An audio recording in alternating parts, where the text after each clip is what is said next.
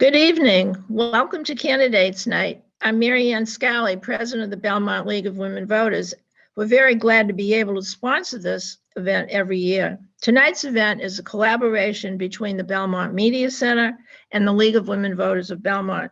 We're choosing to still be virtual this year for the safety of our audience and because it has been found to be a good medium for including more people.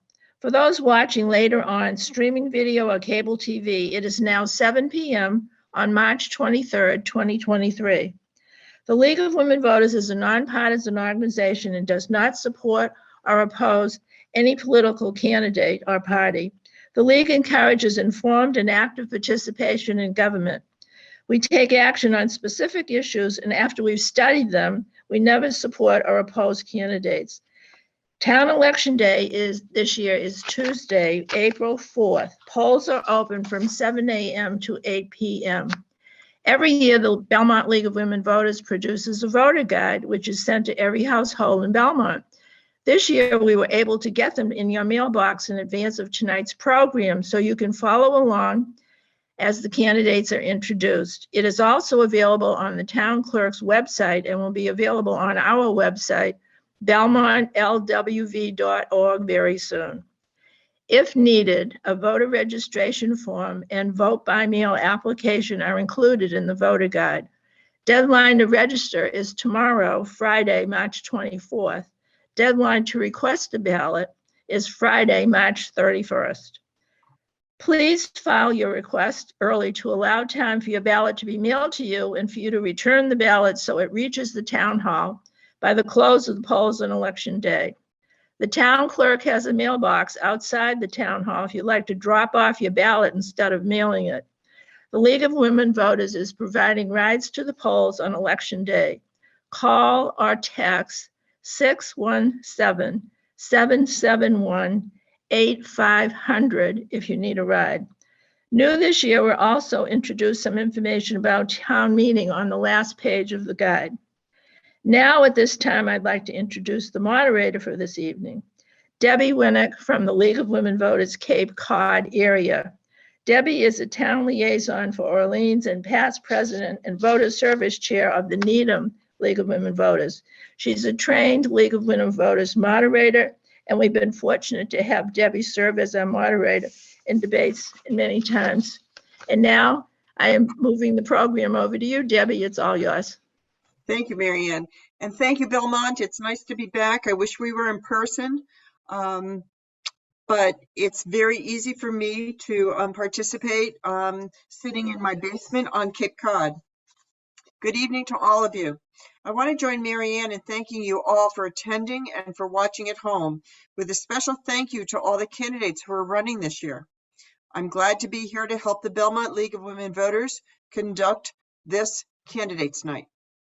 First, I'd like to outline the agenda, procedures, and rules for the evening.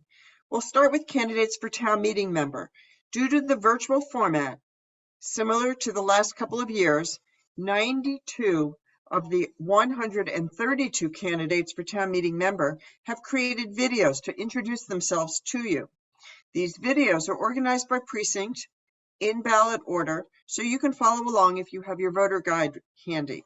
Thank you to the candidates and precinct coordinators for making this project happen.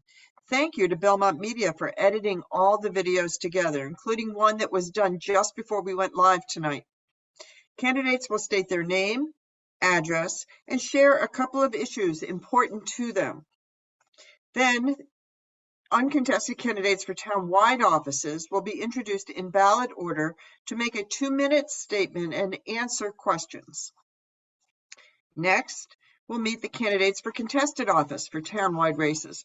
Also in ballot order, they will make their presentations, answer questions, and then make a closing statement. Finally, we'll save some time so that we can discuss the 2 ballot questions that you have coming up. We've asked someone in the town who has expertise in the area of the ballot questions to answer questions that residents might have. I will explain the procedures and rules in a bit more detail after you see the town meeting member candidates video. The League of Women Voters has prepared questions for tonight. In addition, we'll be taking questions from you, the audience. Due to the virtual format and time constraints, we ask that you put a summary of your question into the Zoom question and answer at the bottom of your screen. A league team will pick question topics in order to cover a variety of issues. I will be given the names of the people asking the questions, and once called upon, you will be promoted to a panelist in this Zoom program. You'll be asked to turn on your video and your microphone, and then we'll ask you to pose your question live. Please submit questions at any time during our program. Please remember to designate which race the question is dedicated. Excuse me. All questions submitted must be relevant to all candidates in the race. Sorry. We probably won't have time for all of your questions, but we really hope that you'll ask as many as possible.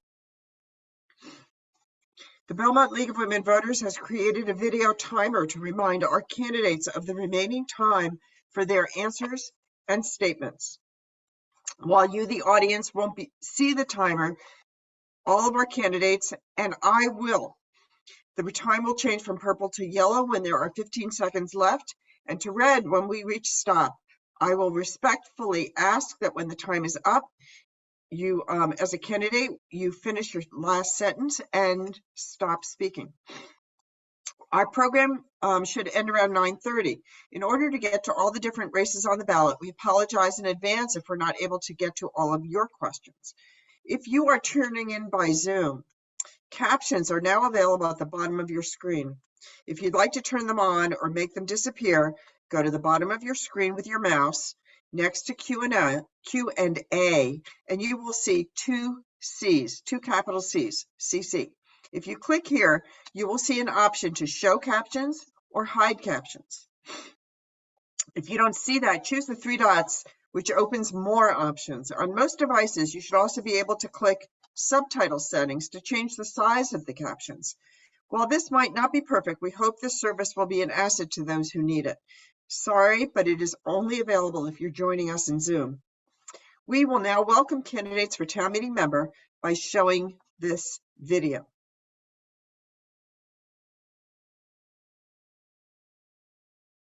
Chris Grandy, 64 School Street, town revenue and simplifying and streamlining rules and regulations.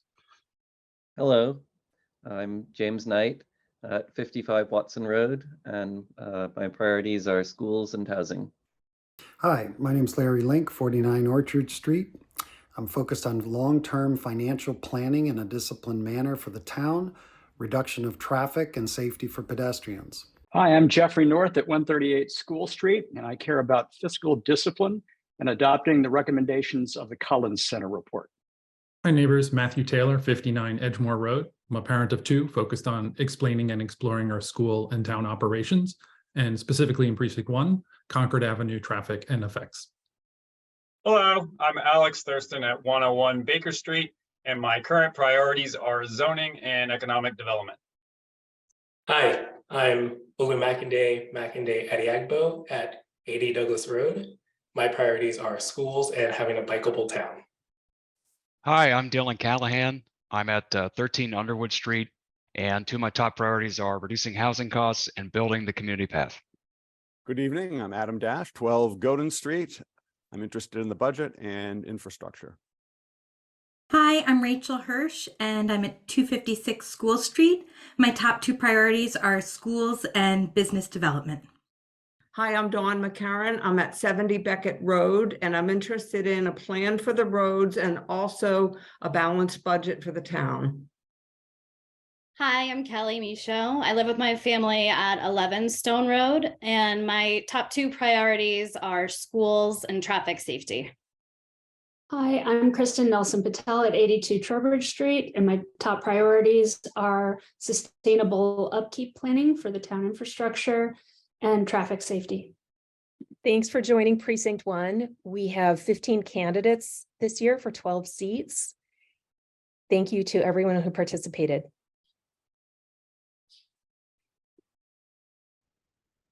In Precinct 2, we have 16 candidates for 12 open seats. All 12 seats are for a 3-year term. Hello and good evening, Belmont. My name is Bill Anderson.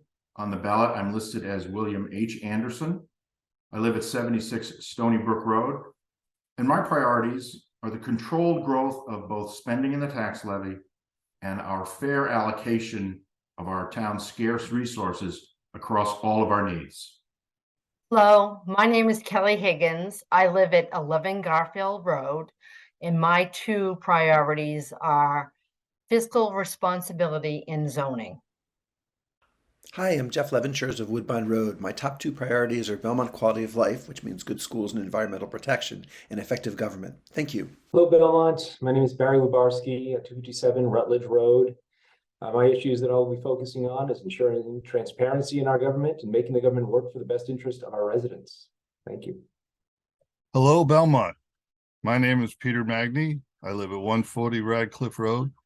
And the 2 issues I care most about are the skating rink and maintaining our town's very strong bond rating.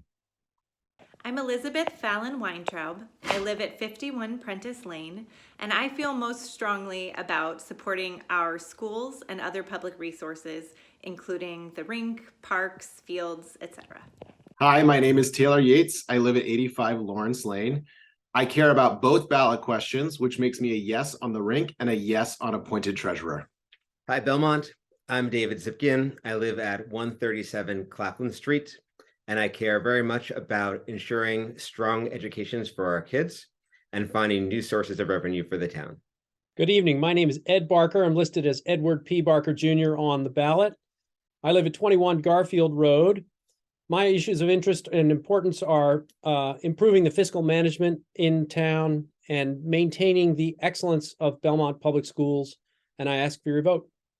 Hi, Belmont. I'm Christian Sabalskis. I live at 141 Claflin Street, and the 2 issues that are most important to me are continuing our excellence in education and improved transportation safety, such as the community path. Thank you. Hi, I'm John McCann from 161 Claflin Street, running for town meeting member, and my top priority is maintaining Belmont's excellence in education.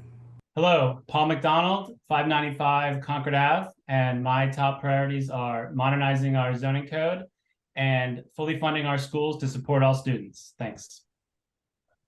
Thank you to all of the candidates. Thank you. Thank you. Thank you. Hi, this is Precinct 3. We have 16 people running for 12 positions this year. Hello, my name is John Alcock.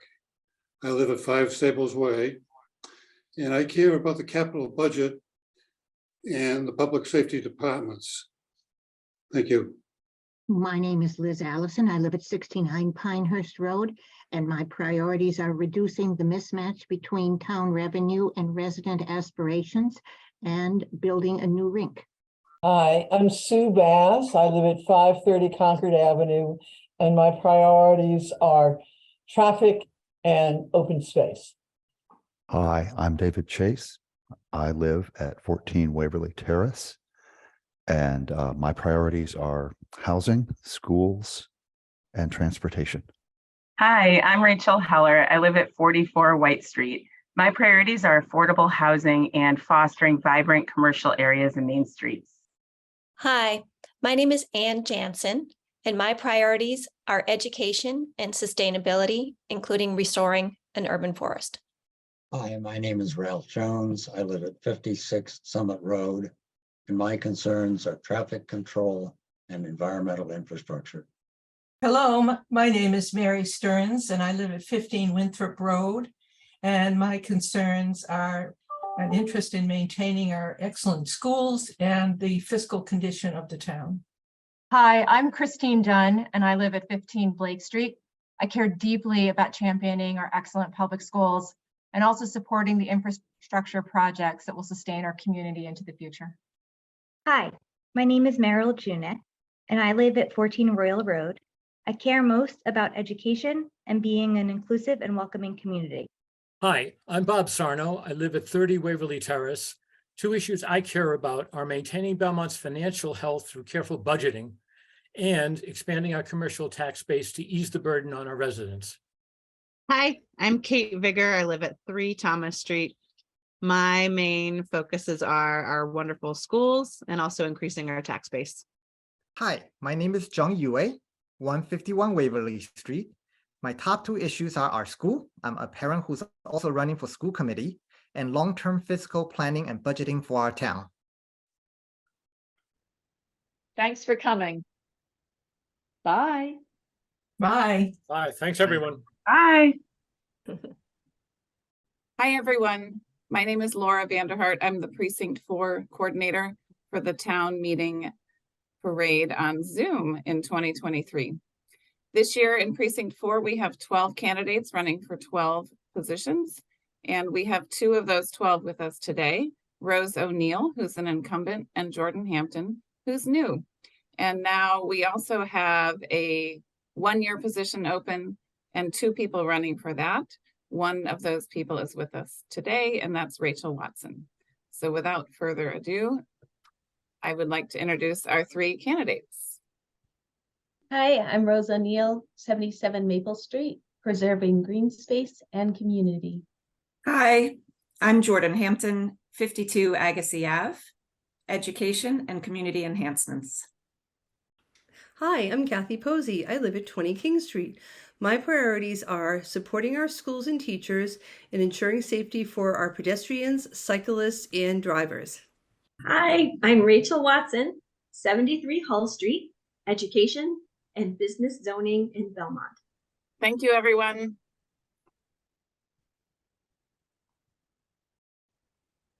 Hi. Hello. Hi. We're from from Precinct 5. I'm Elaine Alligood, 265 Beach Street. Been in Belmont 25 years, and my issues are speeding and traffic and physical change are crucial. I'm Nancy Carlson, Poplar Street, and my issues are the infrastructure and schools. Joanne Coakley, Horace Road, taxes and schools. Julie Crockett, Trapello Road. My 2 issues are transparency for all citizens and the school budget. Andrea Masciari, 51 Flet Road. My 2 issues are quality of life for everyone and property taxes. Hello, Mark Wagner, 21 Hastings Road, meeting our climate goals and the fiscal cliff. Hi, Jean Widmer, 126 Gilbert Road. I am very supportive of the rink, the last of a long list of major capital projects, and I ask for your vote. Thanks. Hi, I'm Jane Rosenzweig. I live on Bay State Road, and my 2 issues are funding our excellent schools and growing our commercial tax base. So long. Bye. Hello, and hello from the candidates in Precinct 6. We have 16 candidates running for the 12 3-year seats and 2 candidates running for a single 2-year seat. Thanks to the League of Women Voters for this opportunity, and let's meet the candidates. Laura Burns on Branchard Road. I will continue to support an inclusive community, funding for town and school services, creating opportunities for business growth and affordable housing efforts. I'm Suzanne Croy on Stultz Road. My priorities are Payson Park completion and new businesses. I'm Cabell Eames, 26 Lewis Road, and my priorities are affordable housing and environmental causes. I'm Judith F. Feinleib at 87 Oakley Road. We need to attain a fiscal balance, and we still need to improve our streets and sidewalks. Hello, I'm Mary Gavin. I live at 12 Long Ave. The 2 issues facing the town that I'm most concerned with are the education of our children and traffic, including pedestrian safety. My name is Elizabeth Gibson. I live on Oakley Road. My priorities are the Belmont Public Schools and our libraries. Suzanne Joannet from Warwick Road. My priorities are climate-friendly energy policy and housing and food insecurity. I'm Linda Oates from Payson Road. My concerns are the schools, Payson Park, and the new ice rink. Thank you. I'm Brian Saper on Old Middlesex Road. I'm concerned about Belmont's budget challenges and the Belmont Hill School parking lot. I'm Joel Samuels from Bellevue Road. My priorities are seniors programs and services. I'm president of the Friends of the Council on Aging. We must keep our schools really good in Belmont. Hello, my name is Sophia Louise Donahue. I'm at 72 Chester Road, and my two major priorities are housing costs, road safety, and traffic conditions. Marcy Shore Hirsch, Old Middlesex Road, running to return to town meeting following a hiatus to serve as president of the Belmont Library Foundation's successful campaign. I support education, equity, and good planning. Hi, I'm Caroline Light, 200 Payson Road. And among the things I care about are affordable housing, environmental justice, and inclusion. Thank you. Hello, I'm Antonio Molly, 24 Warwick Road. My priorities are senior services and increasing civic engagement. My name is Ken Lind and I live on Herd Road. The most important issues for me are improving transportation and supporting education. Marie Warner, Hillside Terrace, for a 2-year term. My priorities are strong fiscal management and healthy business growth to support our town, schools, and residents. Thanks, everyone, for meeting and greeting us, and please remember to vote on April 4th. Bye, everyone. Bye. Bye. Hello, Precinct 7. We have 12 seats and 20 residents eager to serve. Let's meet some candidates. Hi, I'm Margaret Peg Callanan, 21 Sergeant Road, Belmont. Two major issues: education, responsible fiscal stewardship. Thank you. Hi, I'm Hannah Liberty, Precinct 7, 43 Worcester Street. I'm running for re-election. I believe that we should fully fund our schools, and I also believe in safe routes for our pedestrians and cyclists.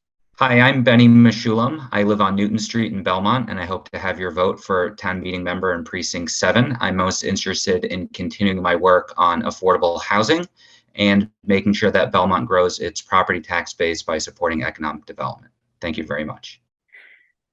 Hi, my name is Heather Rubeski. I live at 133 Dalton Road. My priorities as a town meeting member are to establish sustainable budgeting and maintain high quality education. Thank you for your vote. I'm Brett Sorensen. I'm running for re-election as a town meeting member in Precinct 7. I live at 30 Woods Road. My 35 years in Belmont give me experience and perspective to serve as a town meeting member. I would appreciate your vote in the April election. Hello, my name is Claudia Albert. I live at 67 Dalton Road. My priorities are education and working collaboratively on long-range planning. I hope that you will give me your vote. Thank you very much. Hi, my name's Mike Atlas, and I'm running for town meeting member, Precinct 7. Two issues that I'm most concerned about are community health and the local environment. Thanks for your vote. Bye. Hi, my name is Nina Baker Del Vecchio, and I live at 125 Elm Street. Two issues I envision working on include education and traffic. Thank you so much for your vote. Hello, my name is Deanna Earl. I live at 22 Park Road. Two issues that are important to me are housing and transportation. I thank you for your vote. Hello, everyone. My name is Paul Gromiski. I live at 79 Betts Road. My priorities are schools and transportation issues like roads, sidewalks, and bike paths. Thank you. Hello, I'm Brian Edward Eiler. I live at 482 School Street. As town meeting member, I would work to complete our climate action plan and implement the government efficiency reforms in the Collins Report. Hello, my name is Laura Kane. I live on Dalton Road and I'm running for town meeting in Precinct 7. I'm especially interested in ensuring that our schools are funded and staffed and addressing structural budget issues. Thank you for your vote. Hi, I'm Jeff Liberty. I'm running for town meeting member in Precinct 7, and the two issues that I care most about right now are educational funding and economic development. Hi, it's Ann Mann, and I'm running in Precinct 7 for the Super 7, concerned about keeping high quality school systems and taking care of our seniors on limited budgets. Hi, I'm Ira Morgenstern. I'm at 21 Clarendon Road. And I'm running because I do believe there are ways to alleviate our structural deficit while maintaining excellent schools and services. Thank you. Hello, I'm Susan Titus from Livermore Road. Belmont needs smart fiscal management for our good schools and aging infrastructure. We must be proactive and create needed economic development and carefully plan mandated low-income housing. I'd love your vote.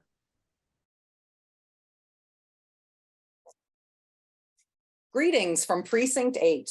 We have 15 candidates running for the 12 available 3-year seats. And here we are in alphabetical order, incumbents first and followed by new candidates. Hi, I'm David DeMarco. I live at 36 Lodge Road, and I'm a lifelong resident of the town. I'm committed to the rink and public safety. Thank you. Hi, I'm Sharon DeMarco. I live at 36 Lodge Road. I too am a lifelong resident of Belmont, and I am committed to supporting the rink and fiscal responsibility. Thank you. Hi, I'm Roger Fusa, 153 Chaney Road.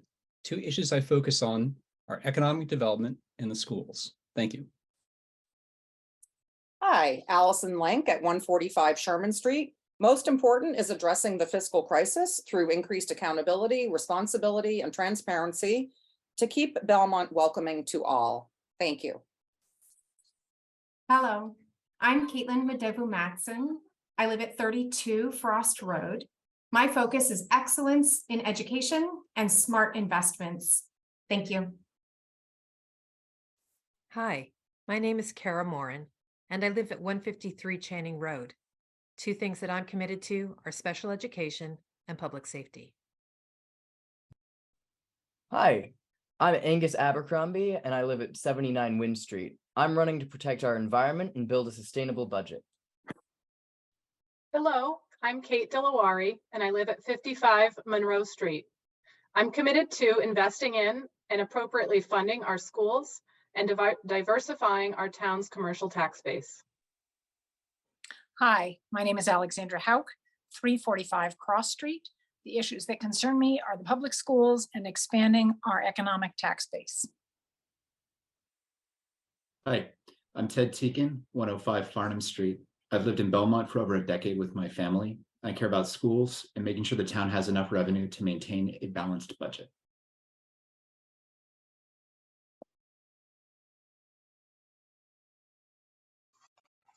Thank you. I think we made it through all of your town meeting members who are part of the video.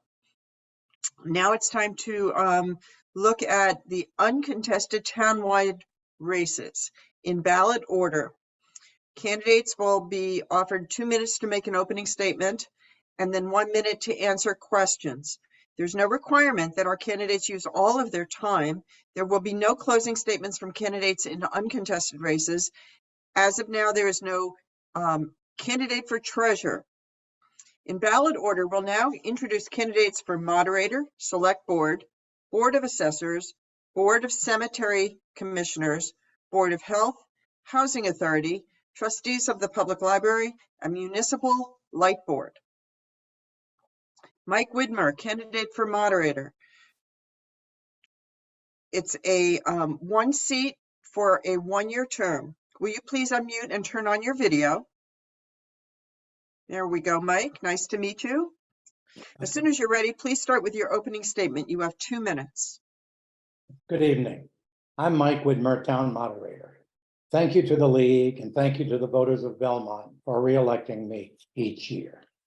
The moderator has 2 main responsibilities.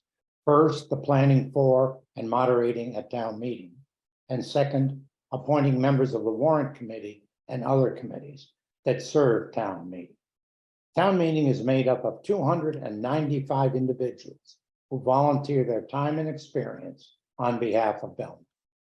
My job is to help ensure that town meeting members have the best possible experience, that they are fully informed on the issues, and that they will be treated respectfully when they express their views, regardless of how popular or unpopular those views may be.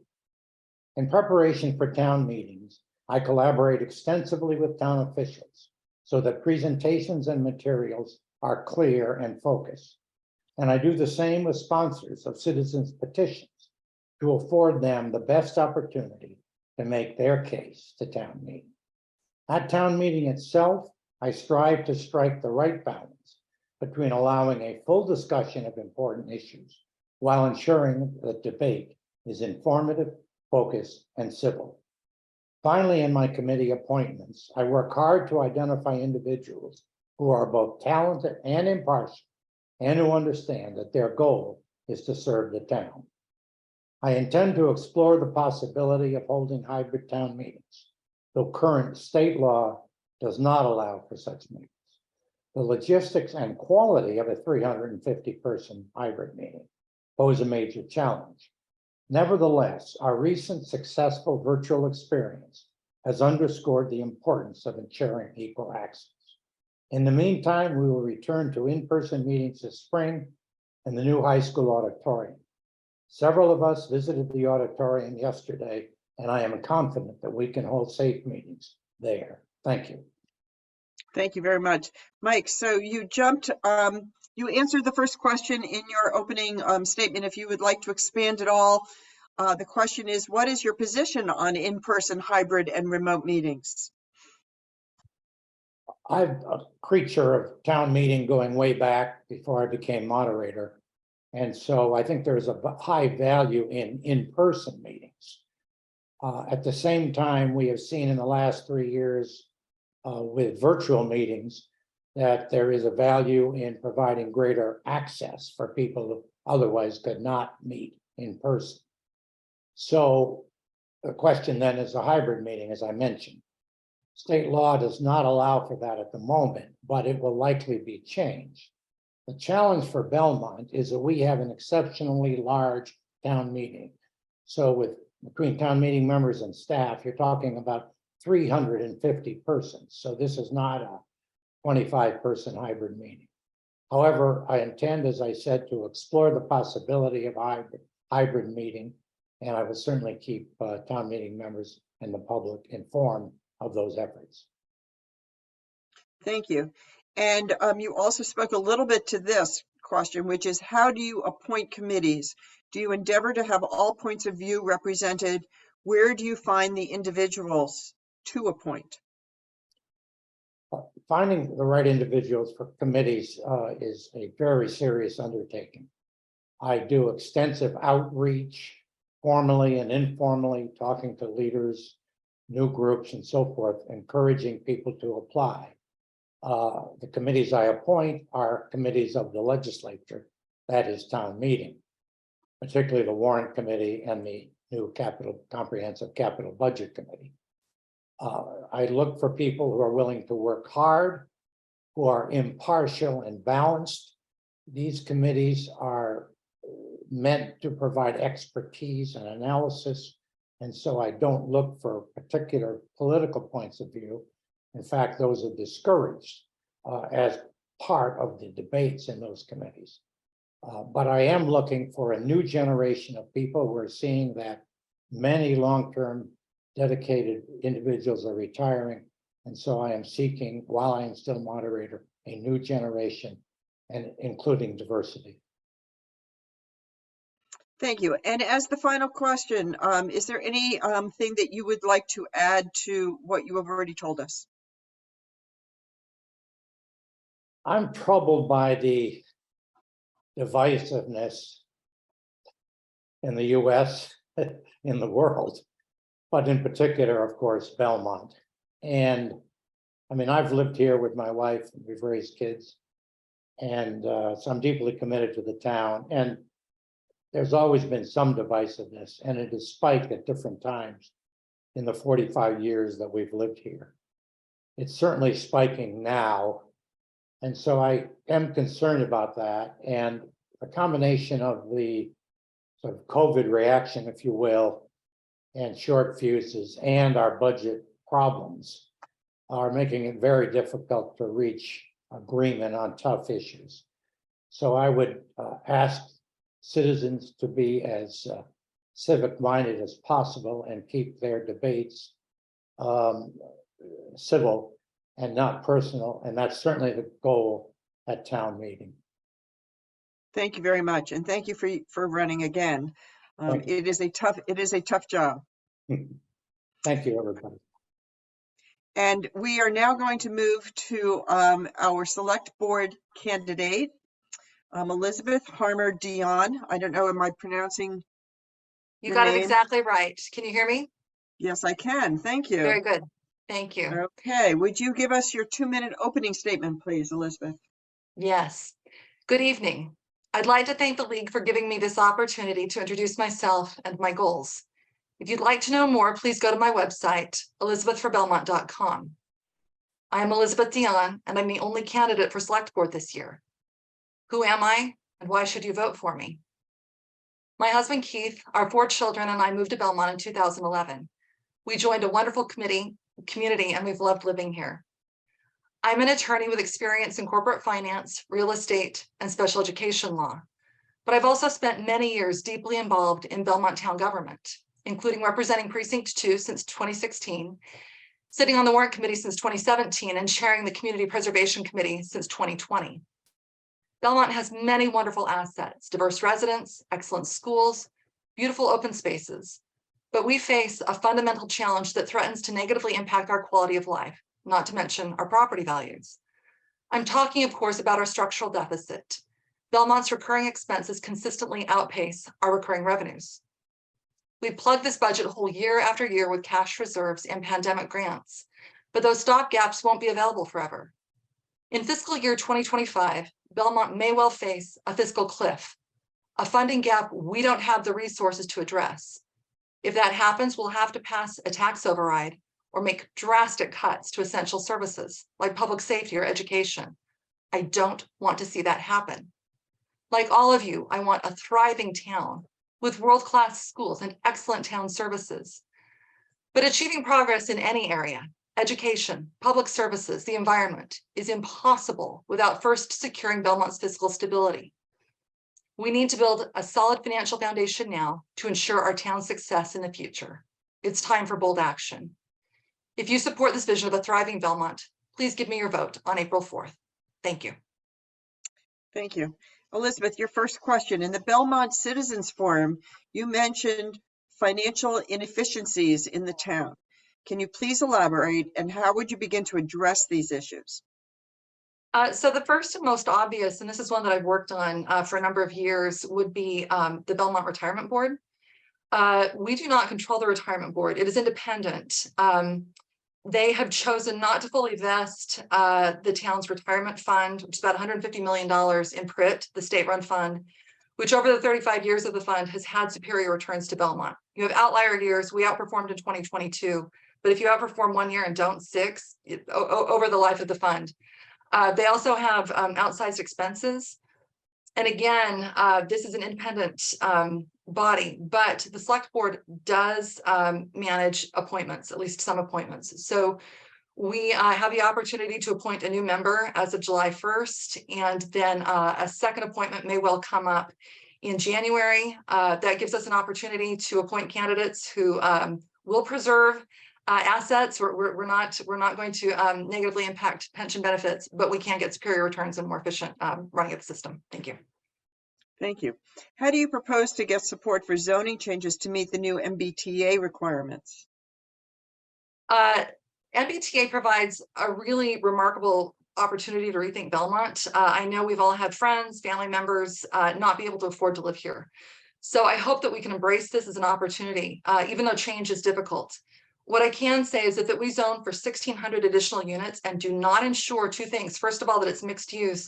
And second, that we have commercial revenue to accompany that. Then we will have a significant influx of citizens and children to our schools. And again, we want to be a welcoming community. But if we're bringing people in, we have an obligation to provide funding to make sure that we can provide services at an excellent level, both in the schools and the town. So there's not going to be an easy answer. There's going to be, we're going to hold community hearings. There will be input, but there will be change.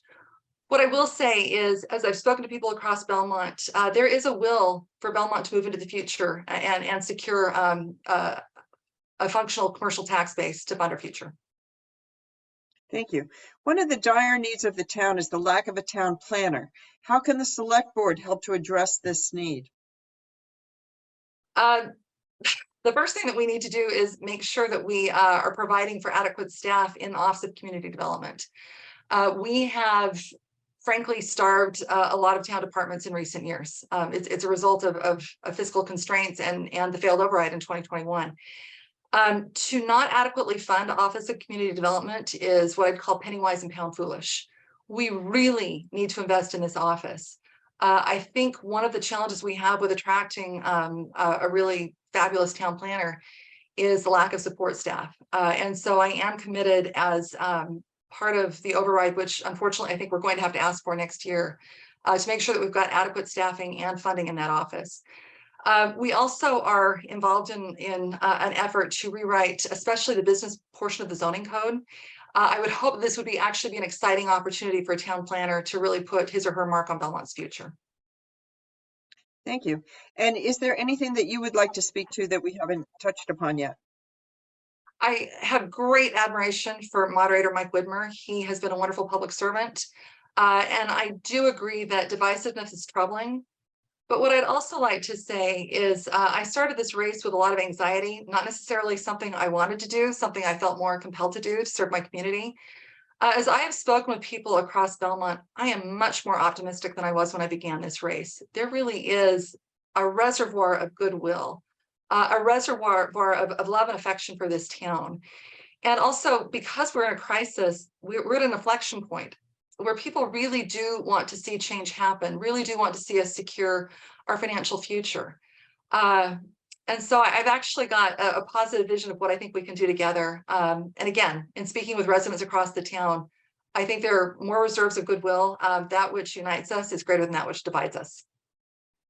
Thank you very much.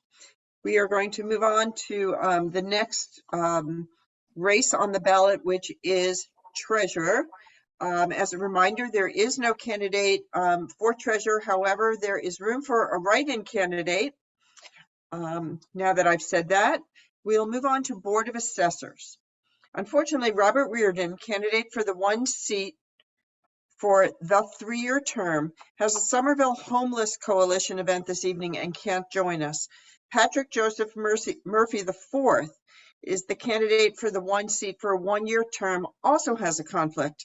However, because these are uncontested races, the League of Belmont asked both candidates for a statement and offered the opportunity for them to answer some questions. Patrick Murphy replied, and I am now going to read his statement.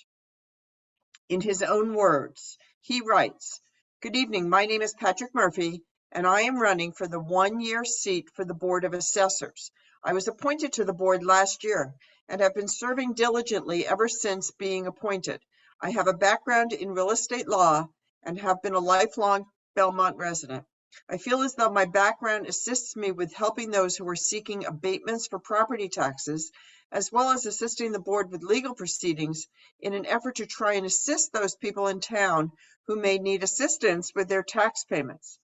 Being a lifelong resident allows me to know a lot of the people who appear before the board, and I try to go above and beyond in trying to assist them with any issues they may have." First question posed to him was, how do you assess a property and how often? And he responds, a property is assessed based on its value. It is never 100% for what you could sell it for on the open market, but rather a bit less than that. Properties are assessed once every year, but the Commonwealth will perform a statistical analysis of our town each year and then a full depth audit every 5 years. Next question, why are property taxes going up? His answer, simply home values are constantly going up in town as Belmont is a very desirable place to live. Due to the fact that home values continue to increase, the taxes are going to increase along with it. Taxes are also affected by overrides and debt exclusion. So each time one of those votes passes, that causes an increase in taxes. Next is the Board of Cemetery Commissions. There is one open seat for a 3-year term. Unfortunately, Alexander E. Corbett III had to attend a school college planning meeting. Because this is also an uncontested race, we asked Mr. Corbett to submit a statement as well and answer a few questions. And again, I will read to you as he submitted it to us. He writes, "Thank you to the League for hosting this evening. My apologies for not being able to attend. I look forward to continuing service to the town with my fellow commission members, Ellen O'Brien Cushman and Bill Chimelli. We have just received our first draft of the Belmont Cemetery Preservation Master Plan. This was a fiscal year 2023 CPA-funded study of the Belmont Cemetery on Grove Street. It will include an extensive historical component and suggestions for preserving the history and beauty of Belmont's first cemetery. We're also looking at a few new capital improvement projects going forward. It has been my pleasure to serve on this commission, and I will continue to do so to the best of my ability. Thank you very much for your confidence in me and my fellow commissioners." Here is the first question that was posed to Alex. "What issues do you see coming before the Cemetery Commission?"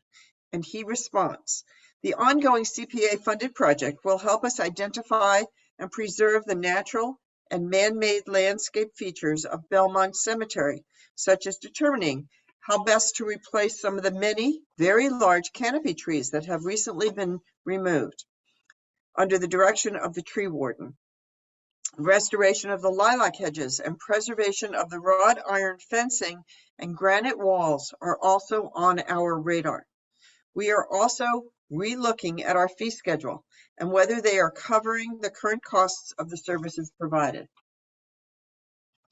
The next question, how is maintenance paid for and what are the plans for the future? The two cemetery cost categories are both fully under the DPW umbrella and have been since the 2005 merger. First is the cost of interments.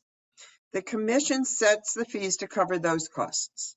Secondly, perpetual care, landscaping, and maintenance functions are all legal commitments to those who have purchased lots in both cemeteries and to all town residents. The Perpetual Care Trust Fund earns interest that offsets a portion of these costs. Interest on the sale of cemetery burial rights fund also helps offset costs. Our property taxes pay the difference. Third question, where and how often do you meet? He writes, we have been meeting via Zoom on a bi-monthly, quarterly basis. While remote meetings are extremely convenient for our commission members and the members of the DPW staff, we will begin in-person meetings when the state mandate ends, most likely in the town hall conference room. And now we will move on to the Board of Health. And I see Stephen Fiore is with us. Welcome, Stephen. Hello there. This is one open seat for a 3-year term. Stephen M. Fiore is your candidate. And will you please begin with your 2-minute opening statement, Stephen? Thanks so much. Again, my name is Steve Fiore. Good evening, Belmont. I live over on 34 Van Ness Road with my wife. I have 2 children who are now in college, but have gone through the Belmont public school systems. I am a lawyer. I work at a law firm that specializes in medical malpractice and healthcare regulation in that job. And that's really sort of sparked my interest in the health department. I also decided to run again because I enjoyed serving in the past. I have served from 2018 to 2021, previously on the Board of Health, and served and was a chair from 2020 to 2021, and totally enjoyed the public service and with a wonderful department. Department headed by Wes Chin is unbelievable. They do a great job. And then when I heard that Donna David was not running for re-election and that there would be an opening for that, the board, I felt like I would be a good candidate to step in and hopefully have a seamless transition and keep the good work that the board has been doing. Hopefully we'll keep going forward in the future as we go forward in 2023. Thank you. Can you tell us what your priorities are for the Belmont Board of Health? Sure. I mean, the Board of Health, as everyone may or may not know, the Board of Health, the role and goal of the Board of Health is to set policy and regulations related to public health in Belmont, and to basically keep and try and maintain a safe and healthy environment for all the residents and all visitors. So certainly that's my goal, to follow through on that. I have a particular interest in care and benefits for our seniors and trying to help out. And certainly with the COVID pandemic, it's been a big hit on what's been available. And certainly like to be involved again with that on the board to help our seniors in particular. Thank you. The next question is about cannabis. Are you comfortable with the age change for the purchase of cannabis from 25 down to 21?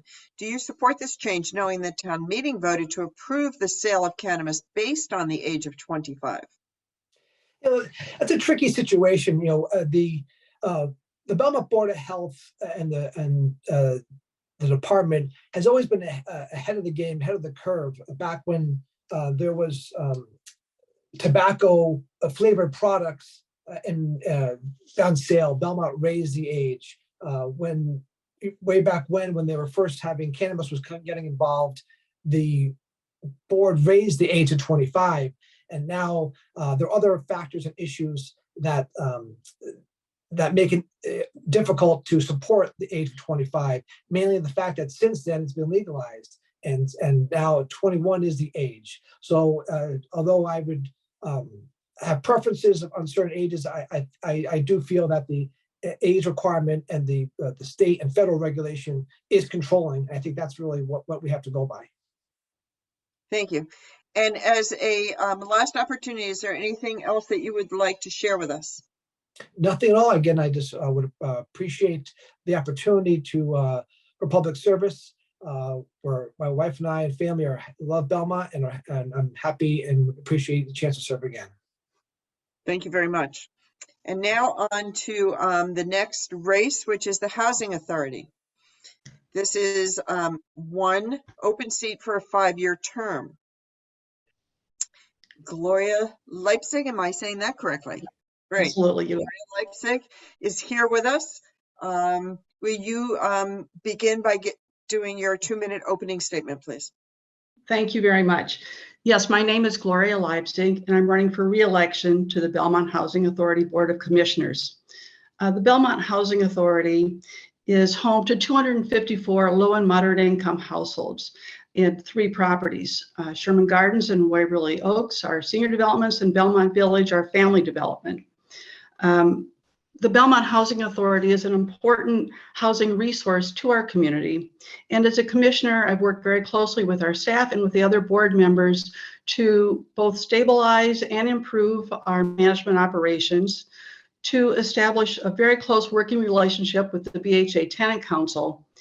And we have begun the planning process for revitalizing our properties to preserve these very valuable assets and to create additional affordable homes.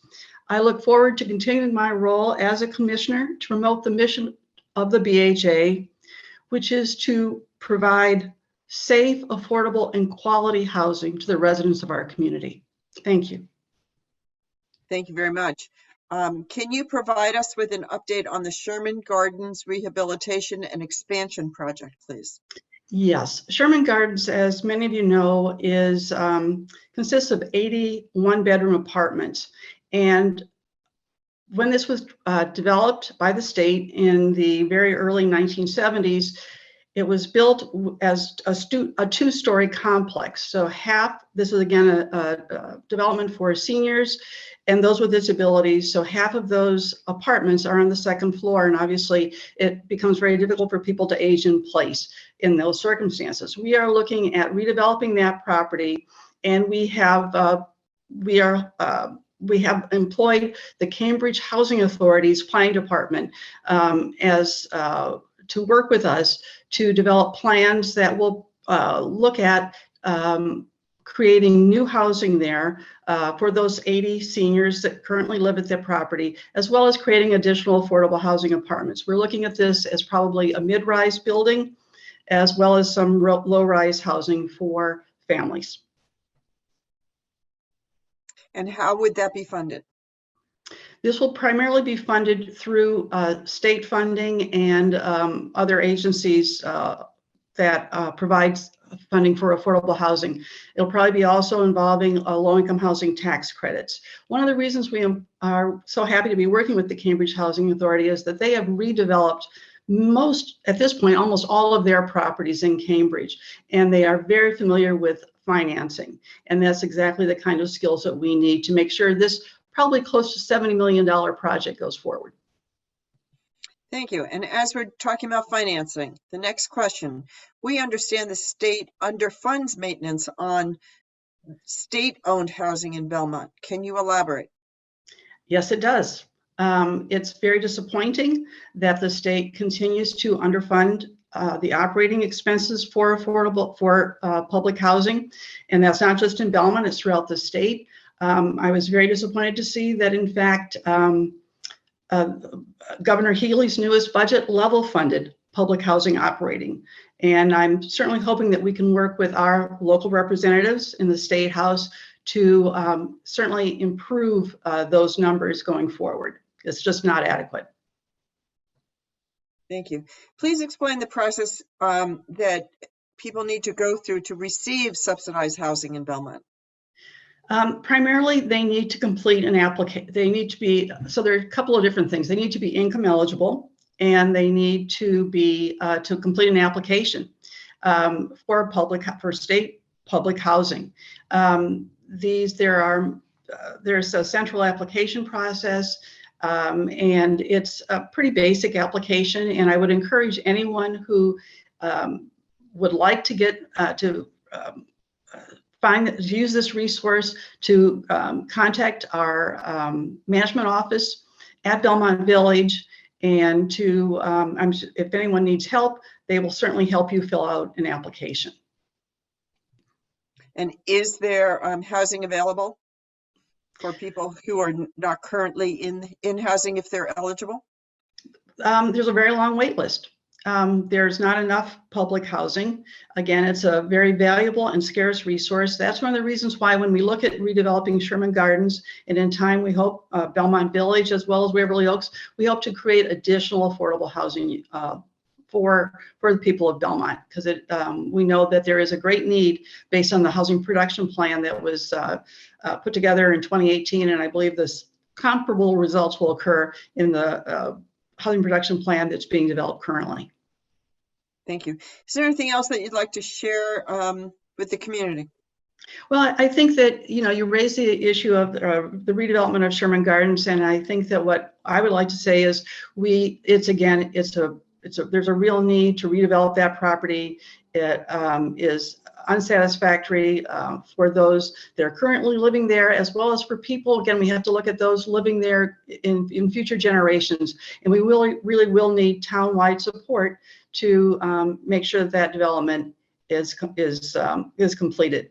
So I look forward to working with members of the town to make sure that this development is successful. Thank you. Thank you. Thank you. We will move on to trustees of the public library. There are two candidates for two open seats for 3-year terms, Kathleen Keohane and Gail Mann. Will you please unmute and turn on your video so you can join our Zoom program? Welcome. Gail, you're still muted, which is fine. Kathy, would you start us off with your opening statement, please? Sure, delighted to. My name is Kathy Keohane, 19 Rutledge Road, Precinct 2 Town Meeting member.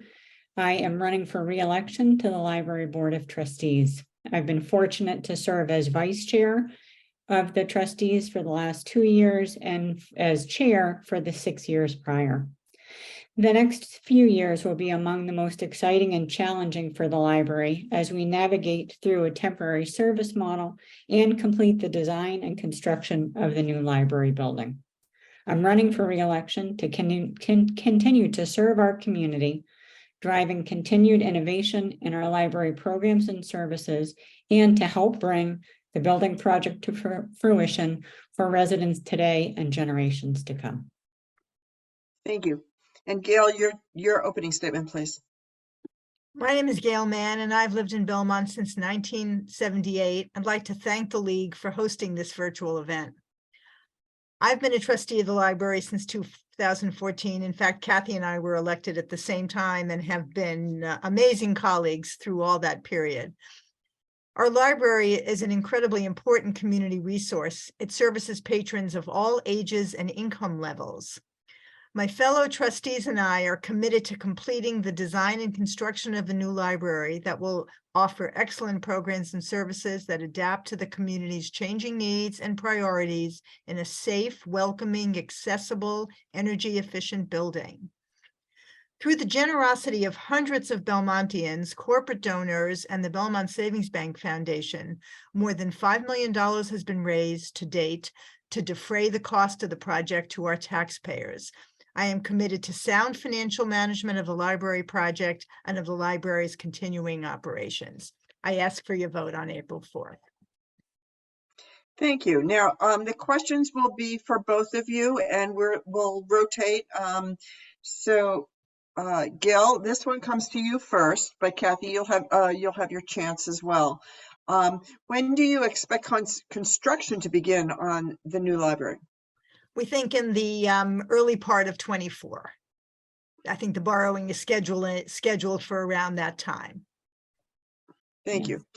Kathleen, that was a pretty cut and dry answer, but do you have anything to add? No, I think, I serve on the building committee, and Gail is spot on.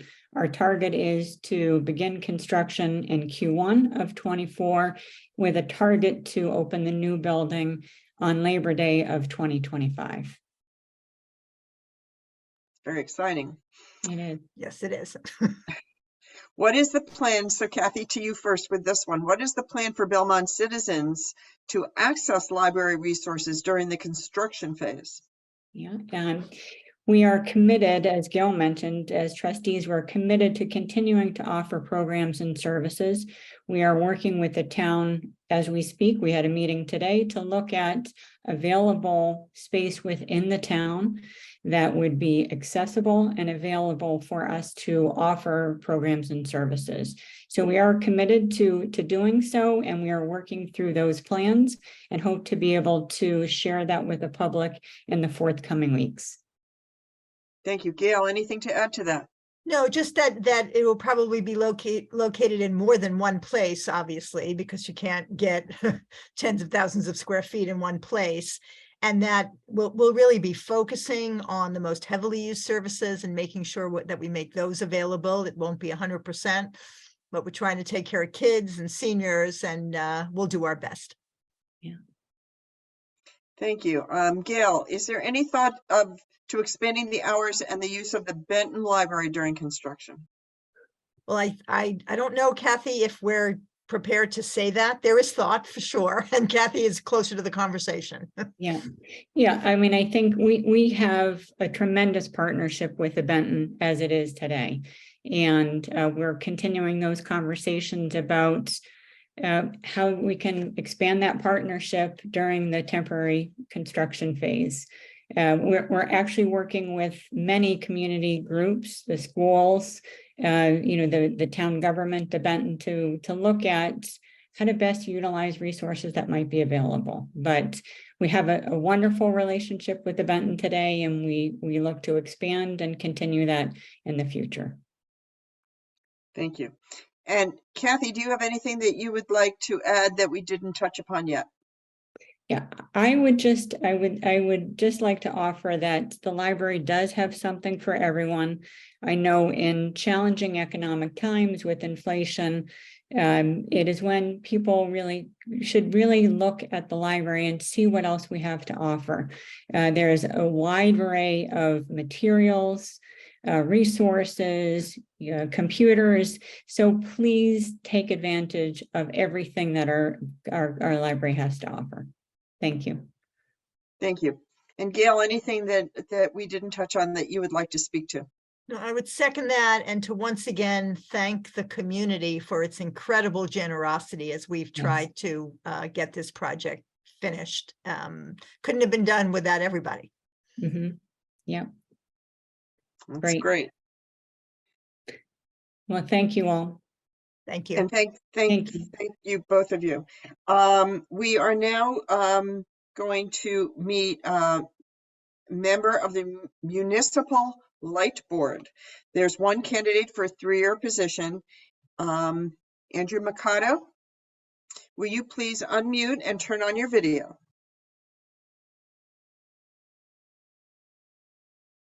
Andrew, are you with us there?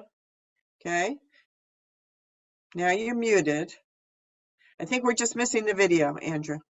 There you go. Hi. Hey, Debbie, how are you? I'm good, thank you. Will you please start with your opening statement? You have 2 minutes. Absolutely, thanks so much. Hello, thank you to the League for hosting this event. My name is Andrew Machado. I'm a 12-year resident of Belmont. I live with my wife and 2 daughters and puppy in Precinct 3. I'm pleased to be on the ballot for a 2nd term for the Municipal Light Board. I was fortunate to be elected last year to serve on the first year of a dedicated light board, and I hope to continue to serve our community. Personally, I have an engineering background, and I have over 20 years of experience in engineering and analysis and working with utilities throughout the country.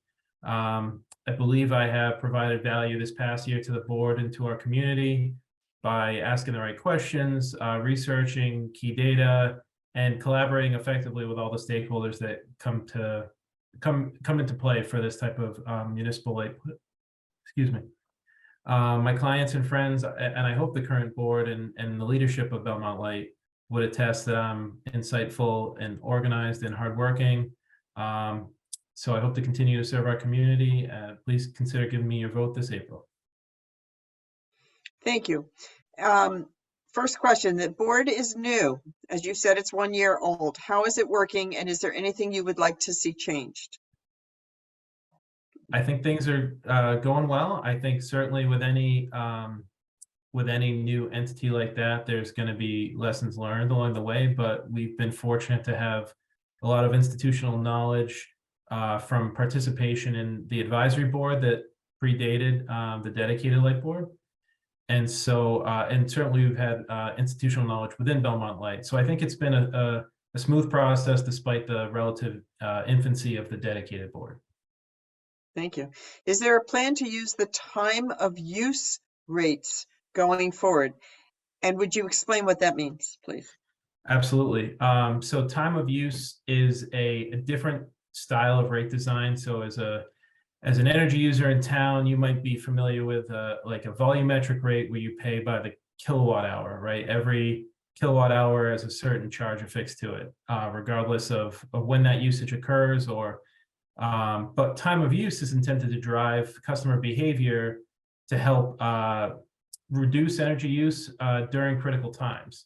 So during peak, when it's really hot outside in the late afternoon and on a July afternoon, time of use rates are slightly higher than typical rates. And so it helps to drive customer behavior and conservation. The Light Board and Belmont Light are currently evaluating a pilot rate, a pilot time of use right now, and I'm certain that there's hope for that in the future to help conserve and reduce energy consumption throughout the town. Thank you.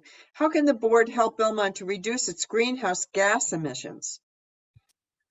So a number of ways. Number one, it's important to note that Belmont Light is 100% non-emitting. And what that means is Belmont Light procures its power from clean or non-emitting energy producers. And so, which is a great thing. And it's ahead of regulatory requirements right now. It's ahead of a lot of its peers. Certainly there's other emissions in town from natural gas and fossil fuels and fuel oil being burned. And Belmont Light has plenty of programs designed to help convert from fossil fuel combustion and to support efficient electric use as well. So I think that there's a lot of programs and a lot of efforts in place to try and move everybody in the right direction and promote a sustainable future. Thank you. The next question is, if everyone in town converted to heat pumps and electric vehicles, would Belmont have enough electrical supply? That is a dynamite question, and I know it's a hot topic of late. It is a complicated answer, and the reason why I say that is because nobody can say for sure exactly what that load would look like. We can project. I will say that the current infrastructure in town, there is plenty of capacity. How the adoption of electric vehicles and more electric equipment will impact that remains to be seen, but I'm confident that we have really smart people who are really focused on that, answering that question properly, paying very close attention to it. And I think that there are no perfect answers out there right now to that question. And believe me, there's homeless trying to figure that out. But I feel like we have good people working on it. And I think that there are ways to mitigate the risks that I'm sure folks are worried about. Thank you. Is there anything that you would like to add to the conversation that we haven't touched upon yet? Just that I think, affordable and equitable power is really important. I think Belmont Light does a great job of providing that for our community, and certainly, energy supply and efficiency are important terms for everybody, important concepts for everybody. And I think there's a lot of energy being directed toward those things. I'm excited to be a part of it. I'm grateful to be a part of it, and I hope to continue to do so. Thank you very much. Thank you. Okay, we're now going to move to our contested race.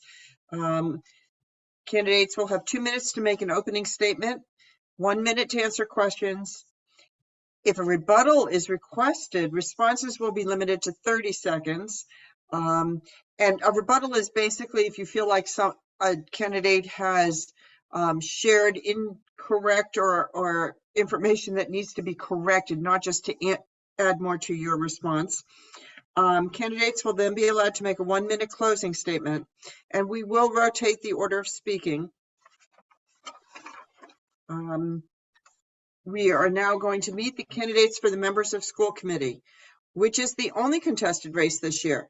There are 3 candidates for 2 seats on the school committee: Rachel Watson, Jung Yue, did I say that correctly? You did. Thank you. And Amy Zuccarello. I see Amy. I see Jung. There's Rachel. Here she comes. Okay. And we'll start. Rachel, will you please give your opening statement? Okay, sure. Great. Hi, I'm Rachel Watson. I have been living in Belmont for 8 years. I'm an attorney. I'm a nurse. And right now I work as an HR professional. I have 2 kids in the Belmont schools, a 5th grader at Chenery and a 3rd grader who's in the lab program at Butler. I have served as the Special Education Parent Advisory Council co-chair and the Superintendent Screening Committee chair this year. So I'm keenly aware of the challenges facing our schools right now, but I'm also very optimistic that we can turn these challenges into opportunities. One thing that has been a very hot topic when it comes to the school budget is special education out of district. In order to provide excellent special education at reasonable cost, we should look at programs such as what Superintendent Phelan proposed at last Tuesday's school committee meeting, which was expanding the lab program here in Belmont and also expanding it to work with Watertown, which is a new thing for lab, which would open vocational options for our students, which we had lost quite a while ago. We need to also advance policies that support students' mental health and well-being, thoughtful DEI programs, and social emotional programs.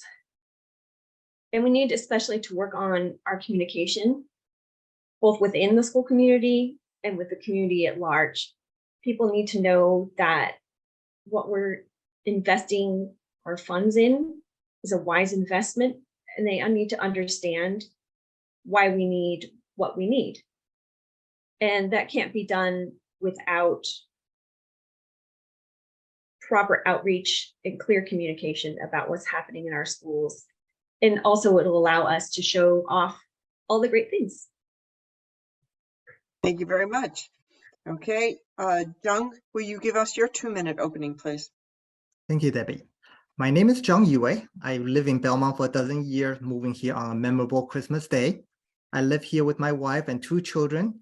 8th grade and 5th grade both are in the school system right now. I love working with kids. And as many of you know me as Coach Jung, I coach both of my kids' soccer team and have coached over 100 kids in Belmont. In addition to soccer, I was treasurer for Butler PTA for a couple years, and I volunteer for a school committee when called upon. Outside of Belmont, as an MIT alum, I interview for admission for high school seniors. I want to make a difference in my community. I believe the school committee need my skills, background, and representation. We have some excellent school committee members experiencing education and administration. I can complement their strength with my financial, analytical, and mediation skill. I'm an actuary and a CFA by training. I'm also a trained mediator. I worked as a pension and retiree welfare actuary for Aon Hewitt and a health actuary for Blue Cross Blue Shield of Massachusetts and Top Health Plan. I have dealt with benefit valuation, cash flow, and pension plan, for pension plan, health plan, and retiree benefits. I now work in Belmont Center as a market researcher and survey analytics. So I dive into data and analyze survey results for insights. So should I be have the opportunity to serve on the school committee, I want to make sure that all student needs are met, and that is both for special education, ELL students, as well as high achieving students with their opportunity for challenges. I want to make sure that schools are stable. We have a lot of turnover. I want to reduce that as possible. And we need to make sure that we have financial future stability for both school and our town. Thank you, and we'll enjoy the conversation. Thank you very much. And Amy, your 2-minute opener, please. Certainly. Thank you, Debbie. My name is Amy Zuccarello. I'm a candidate for school committee. I am a lawyer with more than 20 years of experience in financial restructuring. I'm currently a partner at Sullivan & Worcester in Boston, which is a large law firm, where I specialize in corporate level bankruptcy, insolvency, restructuring, and workout. I'm also a member of the firm's management committee. I am a lifelong resident of Belmont, and I now live on Elizabeth Road with my husband and our 2 children. One is a freshman at Belmont High School, and the other is a 2021 graduate of the high school. My kids, like me, have benefited and continue to benefit from excellent public schools here in Belmont. And not only the schools, but also really being part of a community who cares about one another and who want to pitch in to make the town and the schools better. As I've lived here, I have always tried to do my part. Some of you know me because I've been involved with Belmont Girl Scouts since 2018 as the service unit leader for all of Belmont Girl Scouts. And I've been a POMS board member and officer. So you may have remembered seeing me in the snack shack 1 or more times during football games. I care very, very deeply about the town and the future of all of our students. And I decided to run for school committee because I am the right candidate for Belmont right now. Folks who've been listening to school committee meetings, select board meetings, warrant committee meetings, all know that we are in a very significant fiscal crisis in Belmont, and this is going to affect our schools. In listening to the introductions from our town meeting candidates, it was more than 3/4 of them in introductions mentioned bringing financial stability to the town to fund the schools. I have the skills to do that, and I am again wanting to step up in order to serve my town if given the opportunity. I want to preserve the very best that public education can offer to all Belmont students. I look forward to your vote on April 4th. Thank you. Our first question, Jung, you'll go first on this one. Can you discuss the plans for traffic patterns at the new middle and high school once the 700 new middle school students arrive in the fall of 2023? We have actually beyond just the middle school and high school, we will have new traffic pattern in Chenery as well, because in 2024-25, we will have fourth graders moving to Chenery with a new traffic pattern as well. This is a jigsaw puzzle. I love solving puzzles, even though that I haven't seen exactly how that's going to work. But as Calacosa and her team planning for transitions, this is going to be something to be discussed both for the high school, for the new middle school, as well for Chenery in 2025. Thank you. Amy, do you want to speak to the same question, please? Sure, absolutely. And I think the biggest thing to remember with this transition to the new middle school housed at the high school combined complex is that we need to be flexible and we need to be willing to change as we see how things develop.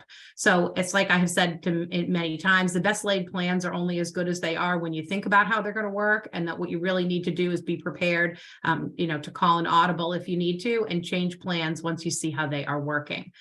Certainly there will be many, many more people moving up to that campus, and that will be very different for the town.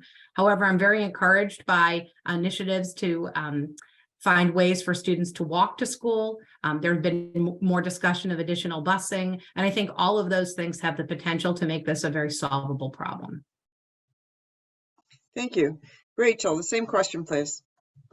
Hi, yes. Well, the school committee has been already discussing simplifying and reducing busing fees in an attempt to get more students on the buses.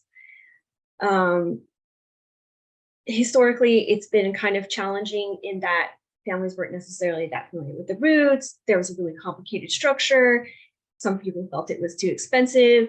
And I feel like this drive to make the busing less expensive and less complicated could really help alleviate those traffic patterns, because the more students we have on one vehicle, the less vehicles we have on the road. And I also agree that we definitely need to look at ways where we can feel safe about our students biking and walking to school and stay flexible. Thank you. Thank you. Second question, Amy, will you respond first? Due to lack of space, many students are not at their neighborhood elementary school. What will happen to them when fourth graders move to Chenery and the new middle school opens with grades 4 to 6? Thank you, Debbie. I really am hopeful that the additional space and ultimately the restructuring of moving 7th and 8th grade students up to the Concord Ave campus is going to alleviate the issue of having a lot of students attending school outside of their district. I will say that with a caveat that there are probably a couple of situations where going to school outside of your home district or local elementary school is beneficial, namely where families have moved in the middle of the elementary school cycle, or where there are particular accommodations which are, I would say more available at a particular school. But beside that, I would really be hopeful that we could solve the issue of having kids attend elementary schools far away from their homes once we have the additional space that's freed up in the elementary schools after 4th grade is moved up to Chenery. Thank you. Just a reminder to our audience, if you have a question that you would like us to ask of school committee candidates, would you please make sure that you put your question topic into the Q&A and not just raise your virtual hand, because the way we are responding to them is through that Q&A. Thank you very much. All right, let's see if we can get back on track. Rachel, the same question about neighborhood schools, please. Yes, so like Amy, I'm very hopeful that moving the 4th grade into Chenery and 7th and 8th over to the Concord Ave will leave more space for students to attend their neighborhood school, and moreover, reduce traffic from families moving across town to try to drop off their very young children at school. And, I think when we're looking at who's registering and where they are, we really do need to focus on keeping the younger kids within their district as much as is feasible and desirable for those kids. Great. And John? Yes, I believe that students should be able to go to their local school wherever possible. And like Amy said, if they have already been to a different school and would like to stay there, I don't believe that we should force kids to go to their local school. I believe it's a choice once they attended a new school. However, with the students moving to Chenery, it is definitely possible for us to look at registration more closely and make sure, or at least encourage family to stay with the local schools. I personally walk my kids to school while they were in Butler, and I believe that is a great experience for everybody, for all the kids, walking buses whenever possible. And these are the kind of things that only when we have room in elementary school that we can offer to our community. Thank you.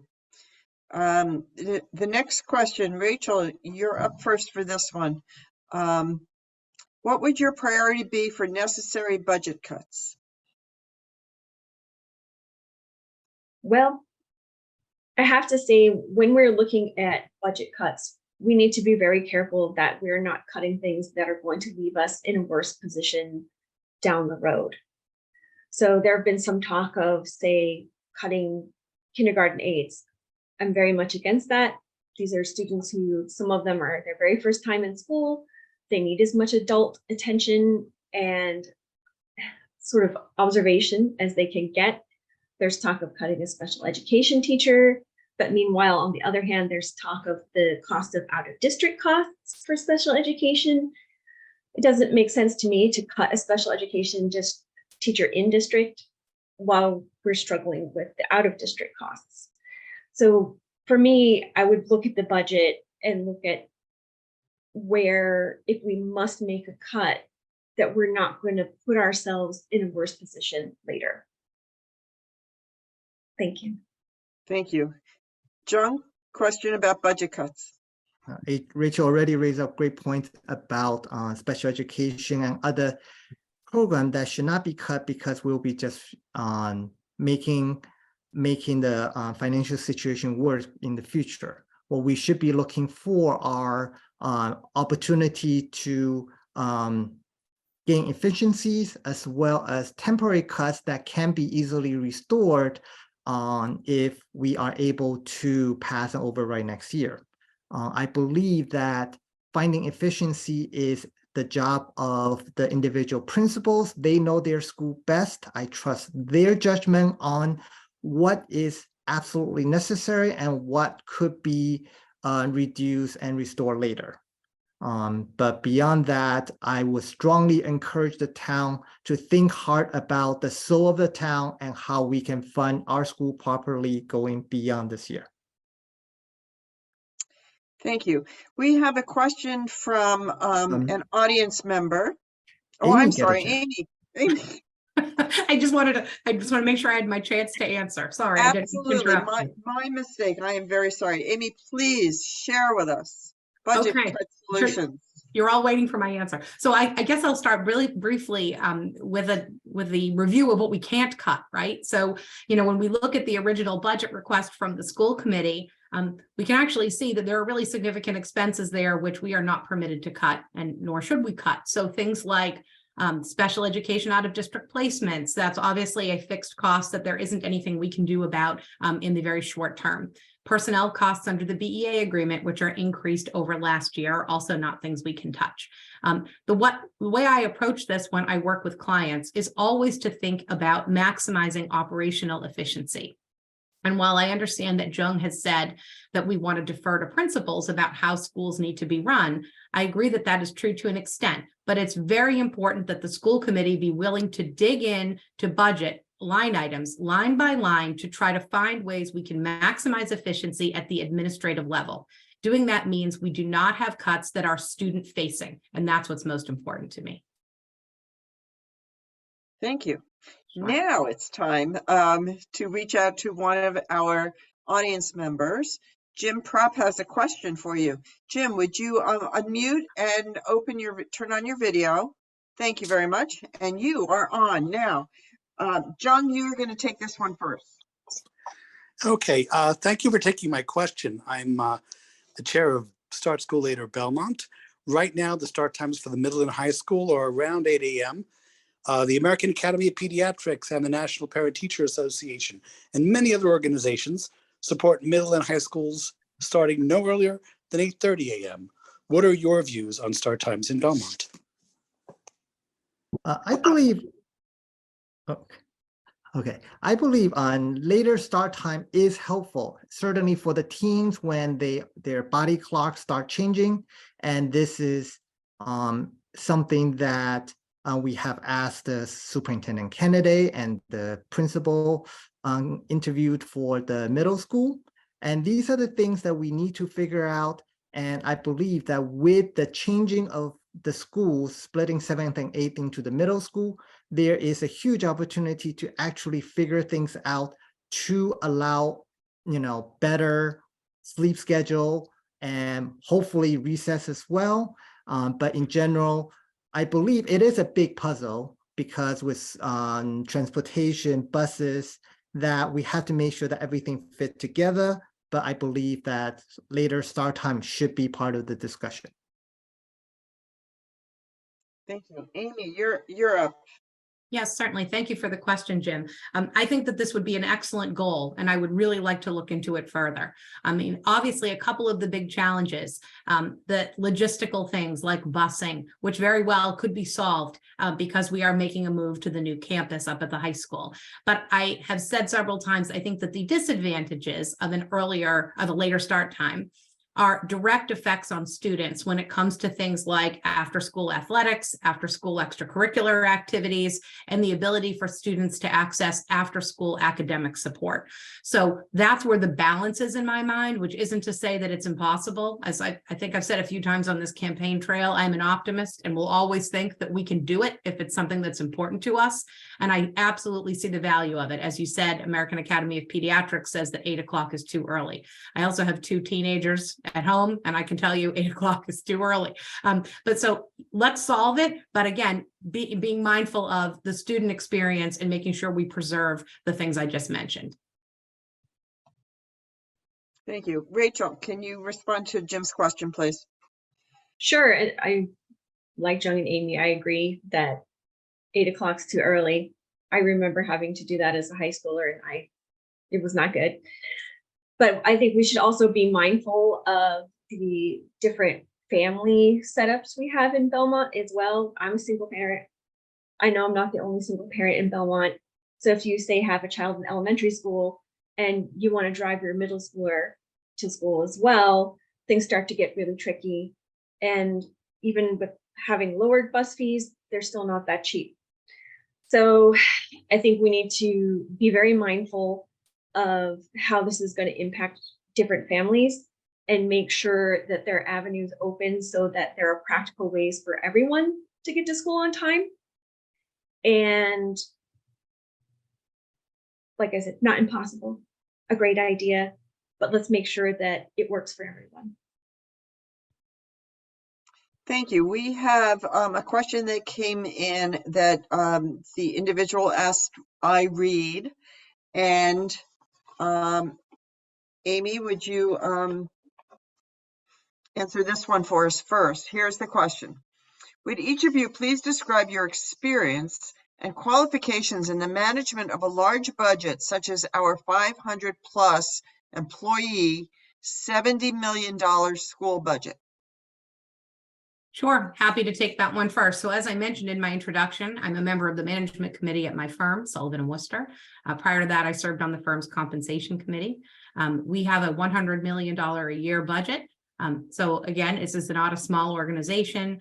We have employees at all different levels. Our firm operates multiple offices in different legal climates and in different countries even. So I do have a lot of experience dealing with an organization of this size.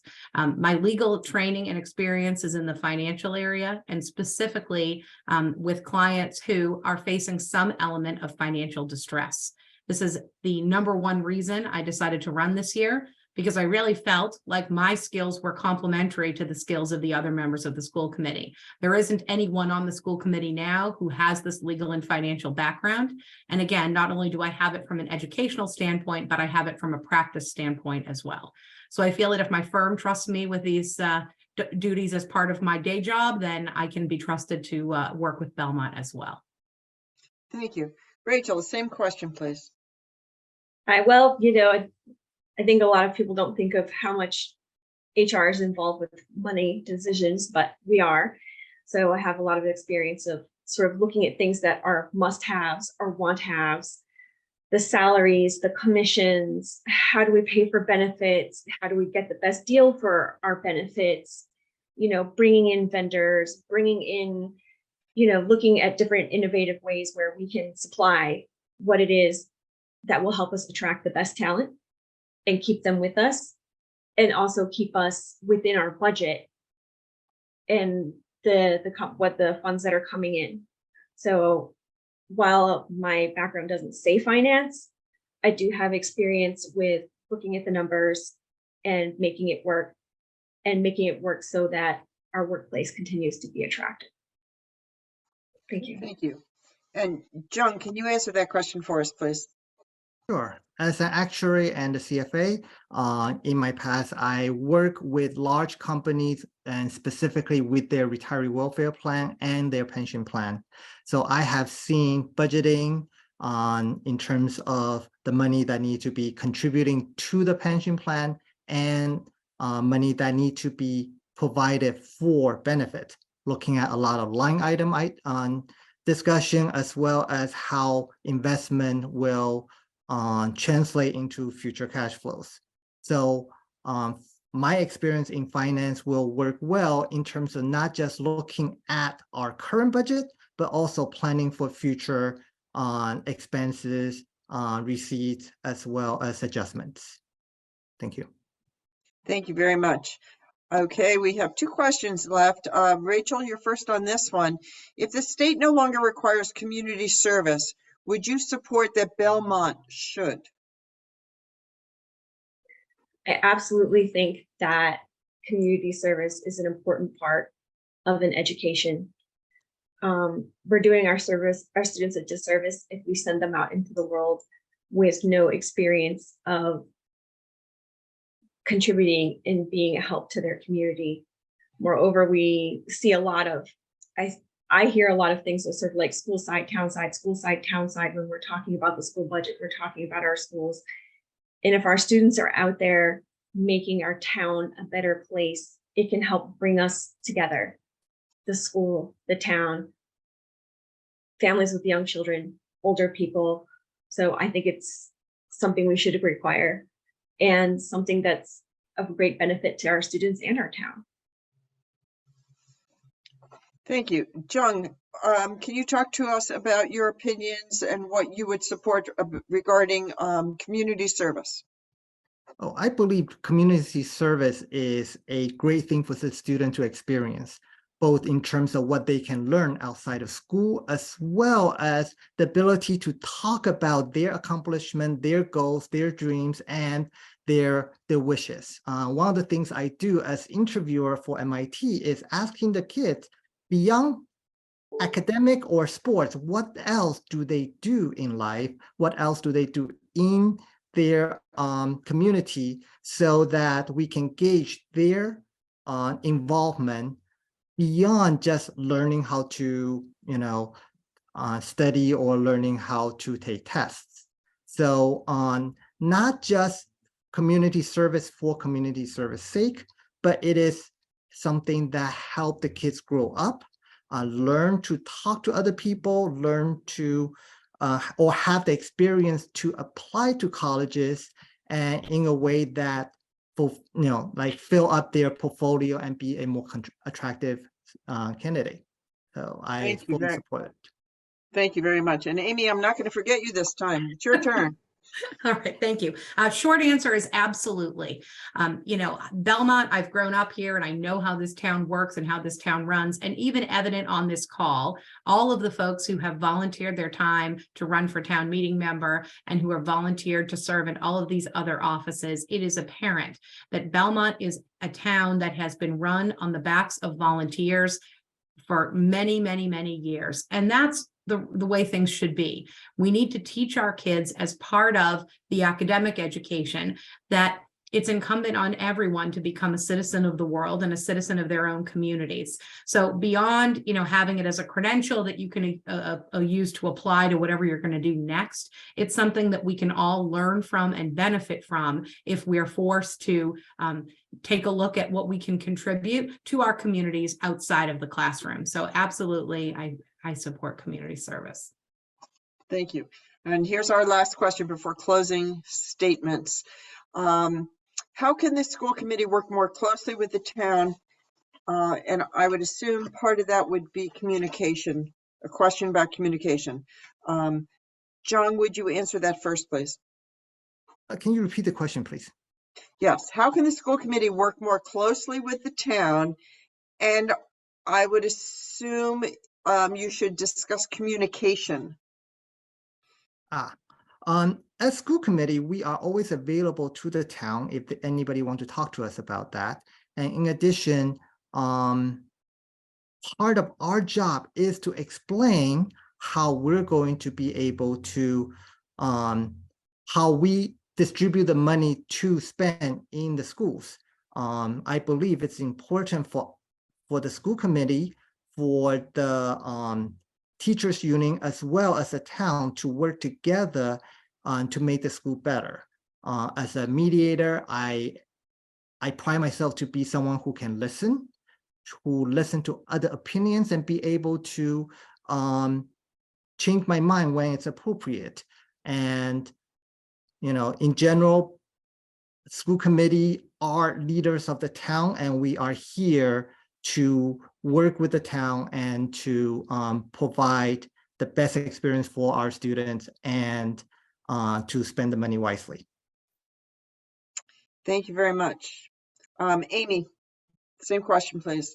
Sure. I think that the school committee, and certainly as a school committee member, the best thing we can do is to ensure accessibility to both our, ourselves and to our materials and to the documents and things that we expect are important for citizens to know and understand when decisions are made.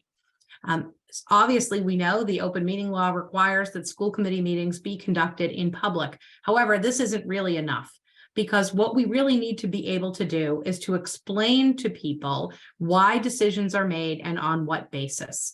There is a lot of data available in the town. As I've said, the school budget is 120 pages, approximately, single-spaced, and very, very difficult for anyone to read and understand. So while it is available, it's not enough to just say, oh, it's on a website and go and look it up. We really need to invest the time in informing our town and informing our citizens about the kinds of things that we're spending our money on, why we need to keep spending money on these things, and why they're important. And ultimately, I think that once people get a view in and they understand how the school committee thinks about things, the town will feel as though everything is far more transparent and just available to them. Thank you very much. Now it's time to go to closing statements. Wait. Rachel, I keep forgetting the last person because I turned my piece of paper over too soon. I apologize. Rachel, your turn. Throughout my career, basically, it's been my job to take information, to take data and translate that for people. Take the data about people's tests and everything and translate it to the patient. Take what I'm seeing in the patient, translate it to the doctor. Take the law and translate it to my client. I work mostly in nonprofits. I work with refugees. I worked with people applying for disability. These aren't people for whom these things come easily, right? So I think what we need to do as a school committee is make sure that we are looking at the perspective of who is asking and make sure what we're explaining is accessible to them from their perspective. Break it down and hear the questions that they still have when we're done and make sure those also get answered. Thank you. Now it's time for closing statements. And I think what's interesting as a woman whose last name is Winnick, and I'm always at the end of the alphabet, we're all at the end of the alphabet tonight. So we are going in reverse order of opening statements. So Amy, you go first with your closing statement, please. You have 1 minute. Okay, thank you. Maybe the first time the ZU ever gets to go first, but I will say thank you very, very much to the League of Women Voters, Marianne and Debbie for having us here today. Thank you also to Rachel and Jung for talking with me. As I said at the beginning of this debate, I am the right candidate for Belmont right now. I'm running because I believe that all of the students in our schools deserve the very best that public school education can offer them. I myself have been a beneficiary of all of the great things about our town, all of the great things that public school could offer. And for me, having a strong public school education has been a game changer in terms of my educational outcome. There's no other way to say it, but I wouldn't be where I am today if I had not grown up here and had not had access to excellence in public schools. I'm in the position now where I can contribute. And I can look back at my community and find ways to ensure that everybody here has the same access going forward, notwithstanding our budget challenges. So for that reason, I hope you give me that opportunity on April 4th. Thank you. Thank you very much.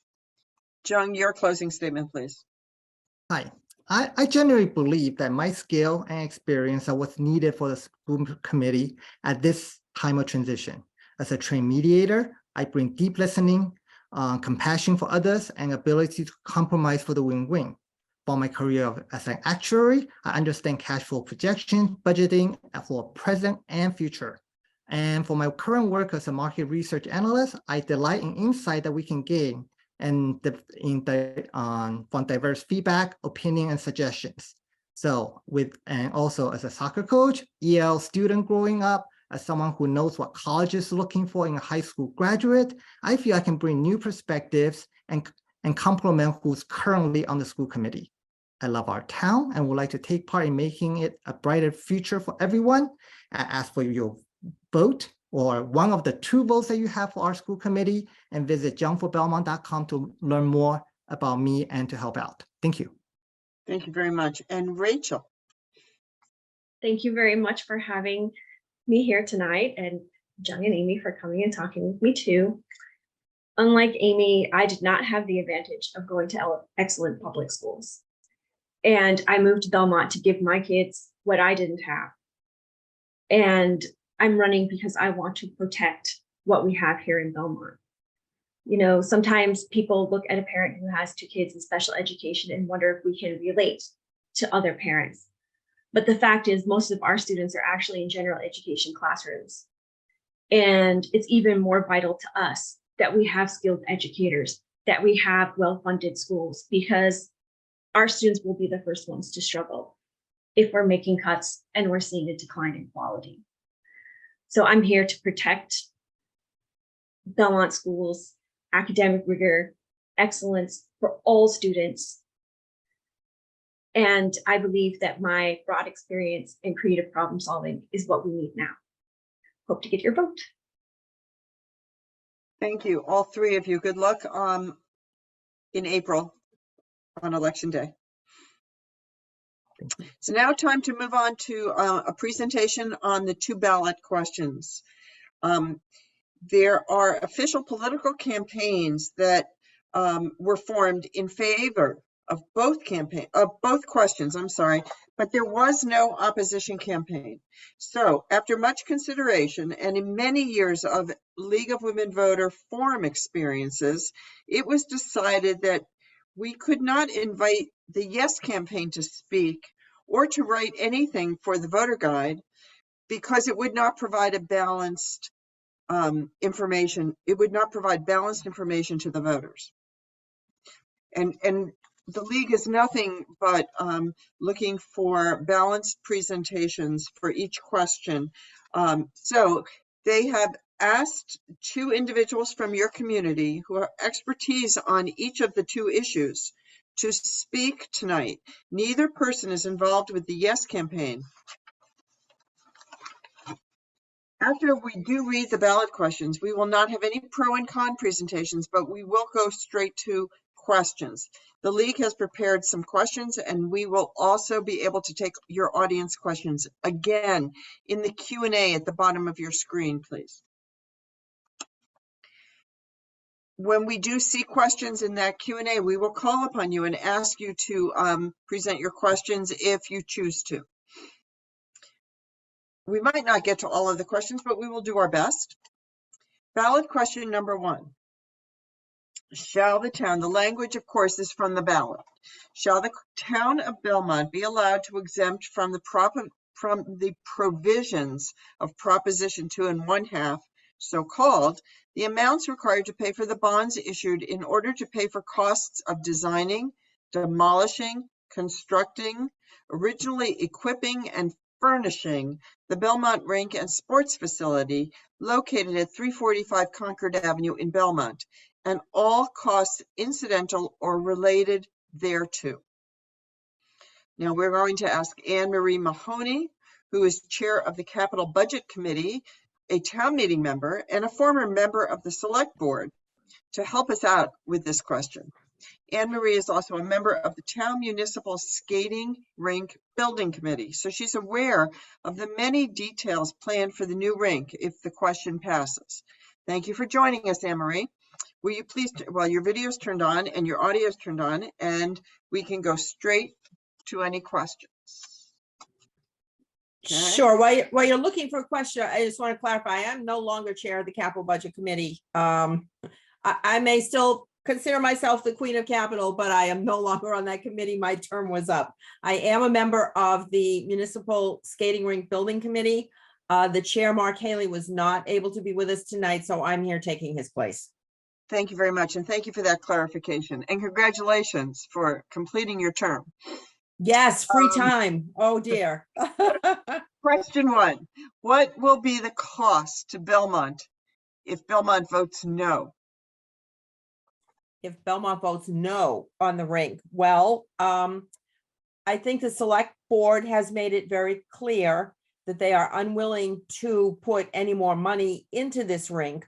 We know that this year condensers failed and other equipment failed, and because it's so old, it really cannot be replaced. So I think the cost would be, first, decision-making. What do the high school hockey teams do? If they wish to continue, they are going to have to rent ice elsewhere, and they're going to have to provide transportation to that ice. I don't know what happens to the youth hockey teams. If they stay intact, it's the same thing, rental and transportation. Unfortunately, that leaves your figure skaters and your family skaters with no place to go. They will have to go elsewhere at their own cost. Thank you. Can you explain how the rink will operate if it's not going to cost the town any money to operate? The role of the building committee is, as you read in the debt exclusion question, is to construct the facility. We are not involved in how it's going to be operated. We have made it clear that in our construction, we are looking for flexibility and a lot of options for community recreation there. There will be skating available, ice available for a longer period of time during the year, potentially as much as 8 or 9 months. In the really warm months, the summer months, that facility could be available for kids' camps, for adult activities, for a lot of other kinds of community events and activities. But it is not the role of the building committee to define those activities, define what the cost is. That will be decision-making done by the Select Board, sitting as the Parks Commission and the Recreation Commission. I'm sure with a lot of public input, but that's not our role. Thank you. Can you explain why it costs $30 million to build a rink? That's a very good question. And, you know, all of us had a little bit of sticker shock as we got involved in this project. the 30 million, and it is 29.9 million minus the fundraising that's been done. And I think I'm looking at my notes here. I think we've raised 1.3 million in private funds. So it would be 29.9 minus the 1.3, and hopefully there will be more fundraising that continues. The cost associated with this is partly because of the current construction market and the fact that we are building in a lot of contingency and sort of a lot of backup funds so that we don't run out of money, so that we don't find ourselves with bids that are too high that we can't meet, or that we begin construction and we find that materials are too expensive, or we find, I don't know what, conditions on the site that need to be mitigated and that cost more than we had anticipated. So while the 29.9 sounds like a lot for, you know, a sheet of ice and roof and walls and some locker room space, it is what it is. And I think if you go out into Eastern Massachusetts and look at municipal rinks, not private rinks, municipal rinks that are being built, you'll find that what we're doing here is very cost effective. And in fact, many of the other rinks around us that are being constructed are much more expensive. Let me also add that this rink, in addition to the ice, will be fulfilling the use that the White Fieldhouse fulfilled up until now. And that is, this rink will include 4 locker rooms for high school teams, and it will also include 4 dressing rooms for visiting teams and other groups that come in to use the rink. So we're incorporating into this some White Fieldhouse stuff that has to happen, but unfortunately it is what it is. I wish it could be cheaper, but it isn't. Thank you. To our audience, are there any other questions that Anne Marie can answer? I think we might have one. Here we go. Is the demolition of the White Fieldhouse part of the cost? No, the demolition of the White Fieldhouse is not on us. Similarly, any rehabilitation to the fields west of Harris Field are not part of this project. We are not addressing parking except for some slight modifications to allow for bus drop off and pickup and a few more handicapped spaces. So all we are doing is the rink, none of that ancillary stuff. Thank you. Does that raise another question out into our audience? I think that is it, Anne Marie. Thank you. I have to tell you, my grandsons are both playing hockey in Natick, and the ice rink is their favorite place to be. I find it very yeah, right. It's a wonderful community resource. And I think what a lot of people don't know is that it is available during the day, you know, Monday through Friday. Sure, most people work, but you know, it's there if you have little children or senior citizens. There are a lot of opportunities in a rink, and it's not just hockey. It really is a broad range of community activities, and it provides lessons and instruction and teams. It's really a great winter resource, and what we're planning is going to be a 12-month resource. Thank you. Thank you. One of the other questions that I think you answered before we even asked it was, what are the plans for the use of the rink during the spring, summer, and fall months? Sure.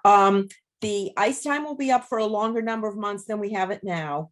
But yes, there will be maybe 3 or 4 months of the warmer weather when other kinds of activities can go in there. And again, recreation, select board are going to have to decide what that is, but it could be anything from pickleball to children's summer camps to, I have a list here that somebody provided for me. Let me see. Oh, they had dance classes and yoga and, you know, all kinds of things, because it's a big open space, you know, that's enclosed, that can be used by the community. So lots of opportunities there. And when it's built, the community will determine what those opportunities are going to be, working through the recreation department primarily, and the school department and the select board. Thank you. There's one more question. We have an audience member. Deb, would you like to ask your question live? No response from her. So the question that was put into our question and answer area is, why isn't demolition included in the project? Well, where to begin? So many of the features west of Harris Field, the fields, the rink, the White Field House, additional parking, all of that originally was part of the high school building committee project. They were not able to complete those pieces of their project. Initially last fall and late last summer, when this rink committee was given their charge, it did include White Field House. It did include some other things, but it was so many diverse things, and it drove the cost up so much, and it diverted attention from the mission, which was the rink, that we, together with the select board, decided to just break off all that extraneous stuff. So we're not doing the White Field House. We're not doing the fields. We're not doing the parking. We're just focusing on the rink. And that allows us, you know, to really put all our energies into what our mission is, which is the rink. Now, having said that, and I will kind of revert a little bit to my former capital budget hat, the White Field House is going to have to come down, and someone is going to have to pay for that. We're doing our part by including those locker rooms into this new space at the rink. But yes, someone somewhere along the line is going to have to remove that field house. Thank you for that answer. Are there any other questions out in our audience? Thank you. I think it's time we can move on to the second ballot question. Anne Marie, thank you very much for your support, your help, for being here. Thank you. Okay, ballot question number 2. We are getting closer to the end of our evening. Here's the text of the question. Shall the town vote to have its elected town treasurer and collector of taxes become an appointed town treasurer and collector of taxes of the town? To help us understand this, Adam Dash is a member of the select board and has been since 2017. He's a former member of the warrant committee. As a current member of the select board, Adam has had to consider this question in depth. Because Adam is not running for select board this year, the league felt that Adam would not have a personal stake in the outcome of this ballot question and could join us to explain many aspects of the role of treasurer, what the vote might mean for Belmont. Thank you for joining us, Adam. Thank you, Debbie. Thanks for having me. Your video's on, your camera's on, and we can go straight to other questions. Question 1. We understand that currently the elected treasurer reports to the select board and that an appointed treasurer would report to the town administrator. Please elaborate. Sure. I think report to is probably not the right term. I'd say hired by. In this case, back when we hired the prior town administrator before the current one, town meeting strengthened the role of the town administrator through a piece of legislation that went through as a home rule petition with the state legislature. Town meeting voted to do that, and one of the things that the town administrator picked up was this appointment authority, and that includes treasurer. So this is something the town chose to do prior to the current town administrator being hired. And I would note the town administrator appoints most all of the department heads in town, DPW and recreation, I mean, all these other department heads, you can go down the list, except and pretty much the rest of the financial team in town, with the exception of the town accountant. So we feel, and obviously when the town administrator has done appointments, I can tell you that with this town administrator, my experience on the board, she brings board members into that conversation because she values input. She also brings in outside voices and their opinions when she makes these hires. So the treasurer would be just another one of those. Thank you. What happens if this ballot question does not pass? Yeah, that is a question. Good. That's the question. I guess right? The second piece of that is if this ballot question does not pass. Yeah, that's the question, right? If the ballot question does not pass, then nothing changes with the position of town treasurer, and we would be electing somebody in a few weeks to a 3-year town treasurer term. Right now, the problem with that is there is nobody on the ballot running for treasurer. So whoever wins the write-in, could be anybody, whoever wins the write-in, if question 2 fails, whoever wins the write-in with 10 votes, 30 votes, whatever it may be, is the treasurer for 3 years.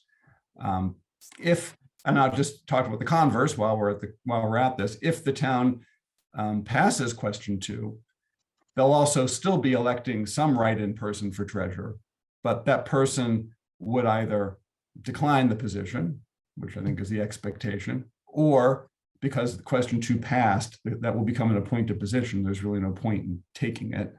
Or that person would serve until the town administrator made the hire. Now, the town administrator probably would hire somebody, at least on a temporary basis, the next day. So as a practical matter, if question 2 passes, whoever wins as a write-in for treasurer really isn't going to ever serve. However, if it fails, we're sort of subject to whoever wins that write-in vote, and that is not a place we particularly want to be. Thank you. The select board feels. Thank you. An elected treasurer makes $110,871 annually. The question is, the appointed treasurer will be making upwards of $180,000. Where will the additional money come from?